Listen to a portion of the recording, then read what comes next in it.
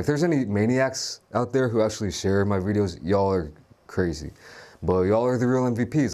No big intro other than to watch my interview with Spilo. We're both some of the most underrated Overwatch channels right now, and I can tell you that our stocks are going to rise exponentially throughout the year, so if I were you, I'd definitely tag along to support the content that we're doing. Aside from that, here's the guide. Echo's primary weapon, Genji shurikens but better, makes Echo fire 3 shots of energy in a triangular pattern, each dealing 17 damage with 12 ammo and a projectile speed of 75 meters per second. This is the most conceptually simple part of Echo's kit, as it is primarily used for high amounts of poke against tanks or shield during the posture phase. The only thing worth noting is to be comfortable landing shots against aerial squishies, especially Pharah, when clearing angles. Echo in theory is a great duelist against Pharah, and a key part to that is landing your much more spammy and consistent tri-shots. Echo's first ability, the Electrodium Explodies, make Echo fire a volley of 6 sticky bombs dealing up to 180 damage in total, travelling at 15 meters per second. Unlike to Echo's tri-shot, this will mainly be used for spam during the posture phase before the teamfight actually occurs, in order to gain early ult charge or to prevent and burn a brawl comp over time from distance. Stickies are also primarily used for set abilities, whether that be comboing with Halt, grab, or waiting for the enemy ball to pile drive to easily stick them when he lands. Coach Hayes gives a good example of aerial assassination utilising a well-timed Halt stickies here. Flatter uses flight to position himself high above the bridge, breaking LOS with the enemy Ashe to avoid her knowing of his position. He scouts Gliss's position and sees London trying to engage, dropping as close as possible to make his stickies easier to connect, following up with a deadly focusing beam.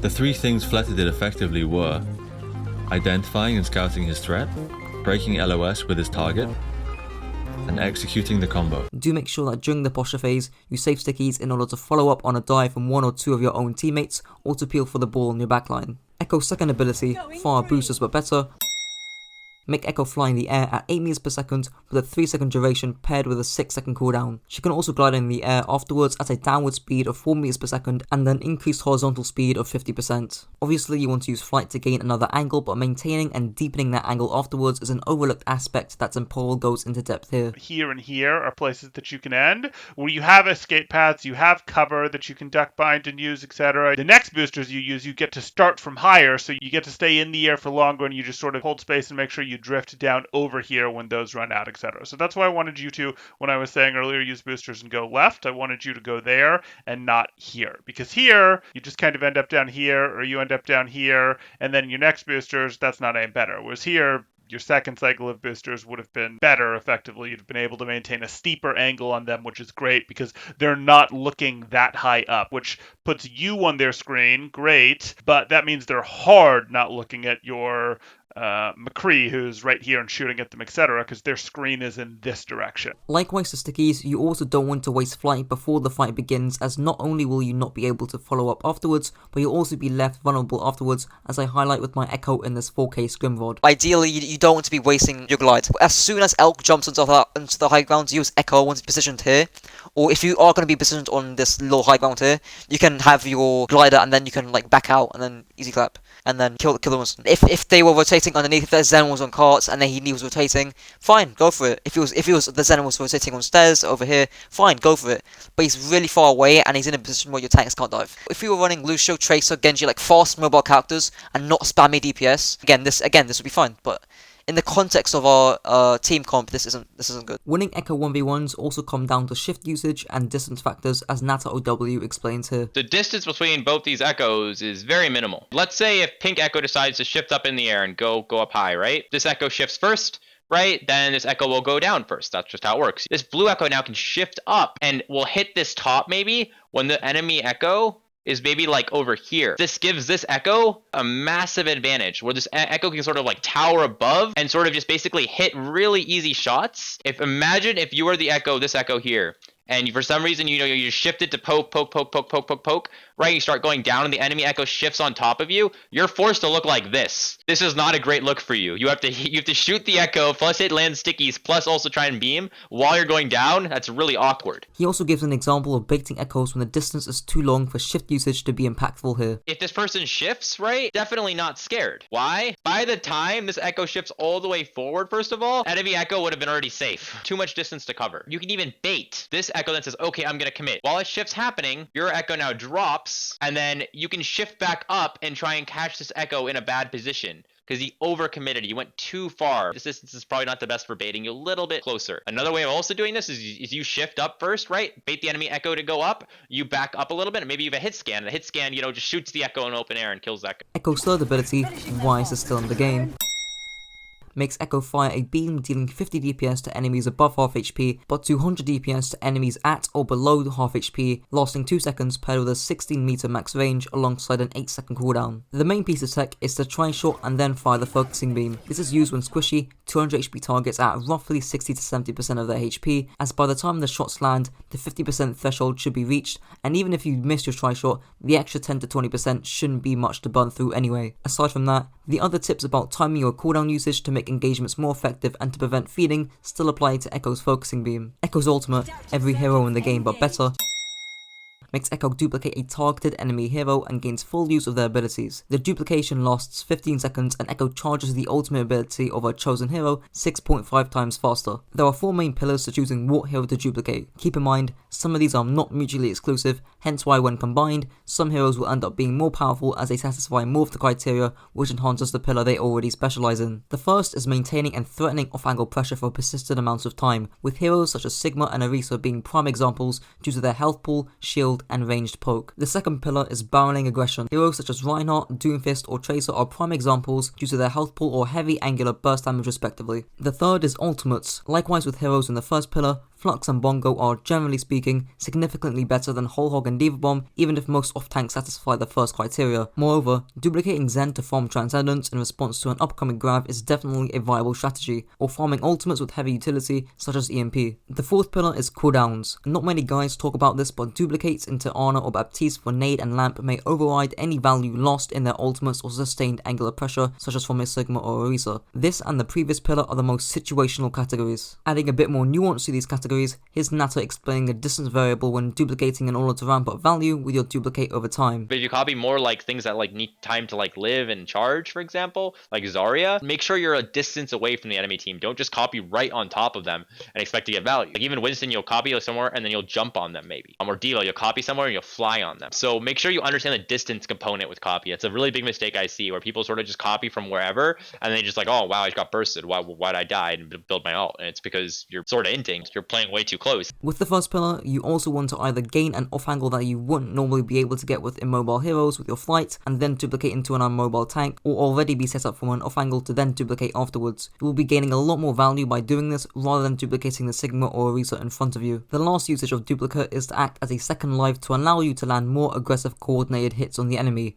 I only really recommend doing this in a scrim environment where your coordinated dive or hit on the enemy team gets stopped by an enemy support ultimate, in which case using your duplicate to add more sustain wouldn't be a bad idea. However, do keep in mind that the rest of your dive crew work in cycles, so as soon as your first hit gets rebuked by a support ultimate whilst in duplicate, don't engage until your dive crew regain cooldowns. Moving on to the last section, which is playstyle, positioning and team compositions. Echo serves a somewhat similar job to Tracer and has a similar level of flexibility. Here's Spilo explaining how to best utilize Echo when playing against Rush or fast life comps here. If you Harmony Orb your Echo and she just permanently hunts down that monkey or hunts down that Tracer, you're gonna make it so much harder for them to dive. Like you Harmony Orb your Echo or your Hanzo or your Tracer and she just literally just like goes after them and just constantly pressures them, they never really dive, or they never dive properly, and they certainly never dive at full HP. You force their Matrix, maybe you force a Monkey Bubble, maybe the monkey's 300 HP, maybe the ball has to use this adapt the shields before he even goes in. The Tracer uses all her blings just to be able to reach the dive. Like it feels really messy. That's why for a long time when you did see Bap Zen, you almost always saw it with a Tracer. Continuing the theme of playing against Rush, punishing the enemy backline when the enemy team rush forward to punish your tanks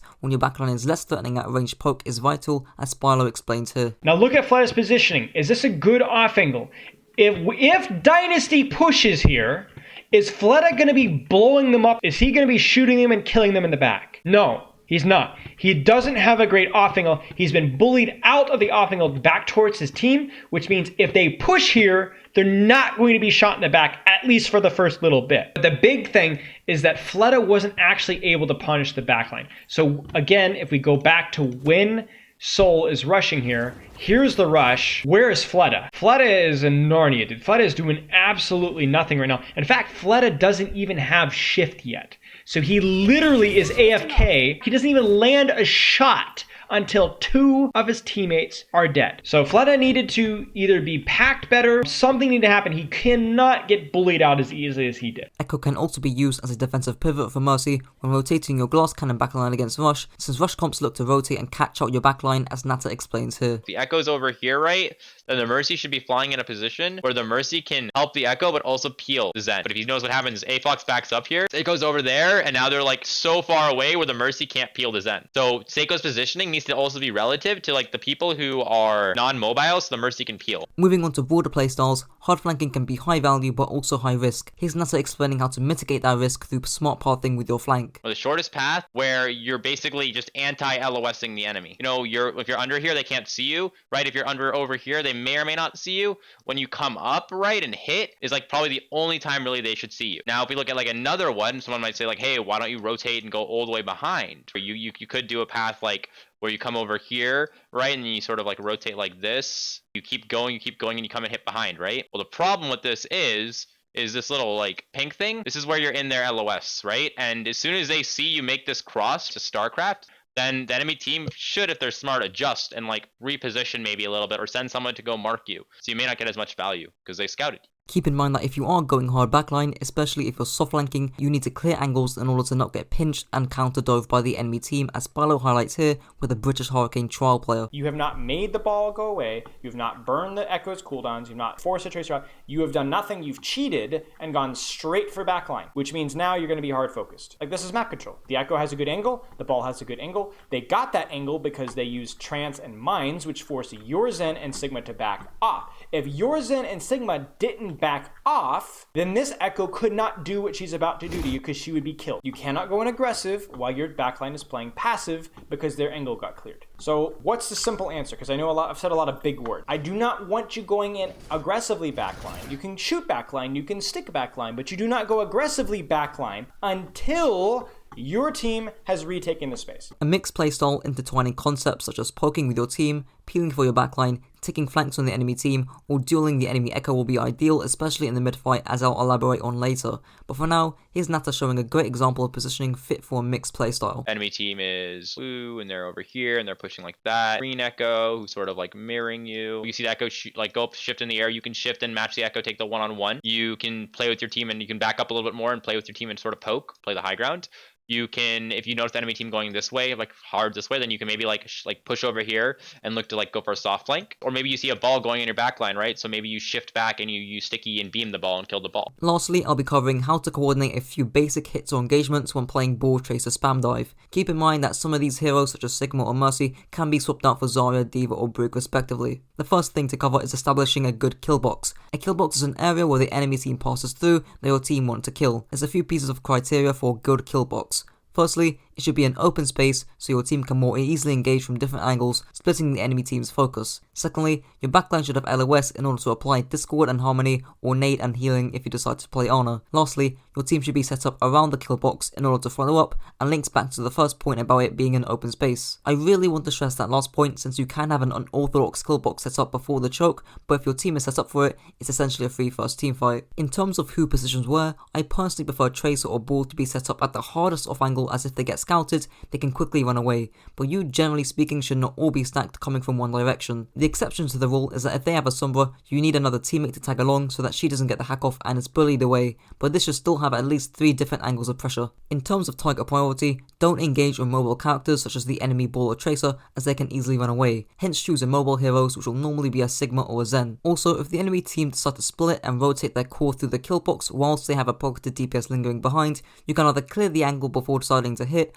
or more likely, your team's target priority will completely switch onto the pocketed duo and then onto the core after they've made their first rotate. Regardless of whether you successfully get a kill after your first hit, what as Echo do you do next? Well, referring back to Nata's bit about mixed positioning, you're now left in a great spot with multiple options. You can save stickies and beam to peel for your backline against the opposing Ball Tracer, you can rotate to close with your team to keep poking, you can take on the Echo Duel if resources are in your favour, and if they rotate all the way to the coastal side of point, you can either hard or soft flank depending on how much time you have, and set up another kill box if or when your team is ready. Keep in mind that this isn't always very black and white, and sometimes you'll be forced to miss out on hits with your dive crew if you or your tracer decide to mock their ball tracer instead. Well, that's it for the guide. If you enjoyed, don't forget to like, comment and subscribe, and if this video also helped to raise your IQ, be sure to share it with your friends to also raise theirs. Until next time.